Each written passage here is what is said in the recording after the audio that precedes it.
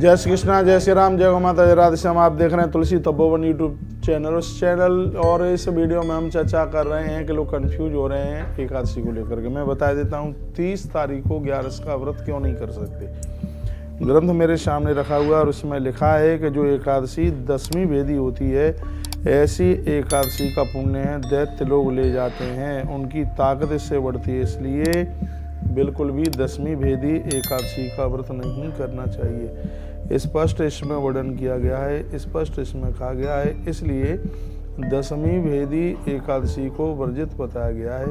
मांक्षितम नारकम सौख्यम विद्धम कृत्वा हरिद्रम नियता पितरस्तेना देवानाम वैवदकृतः। इसमें तो यहाँ तक वर्णन कर दिया गया है कि यदि 10वीं भेदी एकादशी करते हैं तो देवताओं का अपमान करने का अपराध उन्हें प्राप्त होता है। ऐसा वर्णन किया गया है। इसलिए कहा गया है कि 10वीं भेदी एकादशी कभी भी नहीं करनी चाहिए। और जो द्वादश भेदी एकादशी करते हैं, 80 नंबर के श्लोक में क्या अद्भुत लिखा है, क्या द्वादशी तो सदा गेया पुत्र दा मोक्षदायिनी। द्वादशी को की गई एकादशी मोक्ष देने वाली है, संतान की वृद्धि करने वाली है। इसलिए प्रातः स्नात्वा हरिम पूज्यम उपासम समर्चयेत। कहा गया है कि प्रातः स्नान करने के तत्पश्चात भगवान नारायण की पूजा करते हुए और यह व्रत अवश्यमेव कीजिएगा। क्या अद्भुत यह बात कही गई है। और इस ग्रंथ में तो यहाँ तक बंधुओं कह दिया गया है कि 10वीं भेदी यदि एकादशी उसको त्याग दो, और दूसरे दिन एकादशी बिल्कुल भी नहीं है, पूरी द्वादशी है, तो भी आप दूसरे ही दिन का व्रत कीजिए, आपको 11 करने का व्रत करने का ही फल प्राप्त होगा। ऐसा इस ग्रंथ में वर्णन किया गया है। इसलिए अब के बार 30 तारीख को 10वीं भेदी एकादशी है, क्योंकि सूर्य के निकलने पर उदिता तिथि में उस समय 10वीं है और एकादशी 7 बज करके लगभग 50:50 पर आरंभ हो रही है और सूर्य भगवान पहले ही 7:15 बजे ही निकल रहे हैं। इसलिए 10वीं पड़ गई है। इसलिए आप यह 30 तारीख की एकादशी न करते हुए आप 31 तारीख को एकादशी कीजिए, क्योंकि उस दिन अरुणोदय में 11 है। इसलिए वो दिन द्वादशी युक्त एकादशी है। इसलिए इसकी महिमा बहुत ज़्यादा है अपने आप में। मैंने श्लोक बोलकर आपको कहा, द्वादशी तू सदा गेहा पुत्रदा मोक्षदायिनी। यदि एकादशी द्वादशी के दिन पड़ जाए और वो की जाए तो यह मोक्ष देने वाली है और संतान की वृद्धि करने वाली है।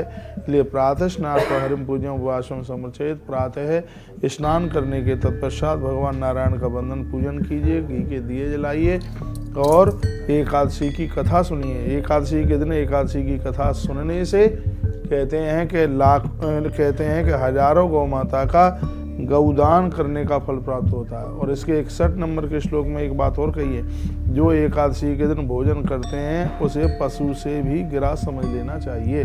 61 नंबर का श्लोक है, यो भुक्ते वासरे विष्णु गेहा पशु अधिकोयसा। इसमें लिखा है कि पशु से भी उसे गिरा समझ लेना चाहिए। मैं निवेदन करना चाहूँगा, आप 11 का व्रत नहीं करते हैं तो आप भगवान की पूजा तो कर सकते हैं, आप एकादशी का व्रत नहीं कर सकते हैं तो आप कम से कम इतना तो कीजिए, कच्चा भोजन मत कीजिए। उस दिन फुलके मत खाइए, दाल मत खाइए, पराठे बनवा लीजिएगा मीठे के साथ में या किसी सब्जी के साथ में उसको खा लीजिएगा। आप व्रत नहीं करते हैं तो कम से कम लहसुन प्याज तक का तो आप परहेज कर ही सकते हैं। लड़ना झगड़ना तो आप छोड़ ही सकते हैं। घर में जो भी जन 11 का व्रत कर रहे हैं उनका समर्थन कीजिए, उनका सहयोग कीजिए। बहुत बहुत धन्यवाद आपका।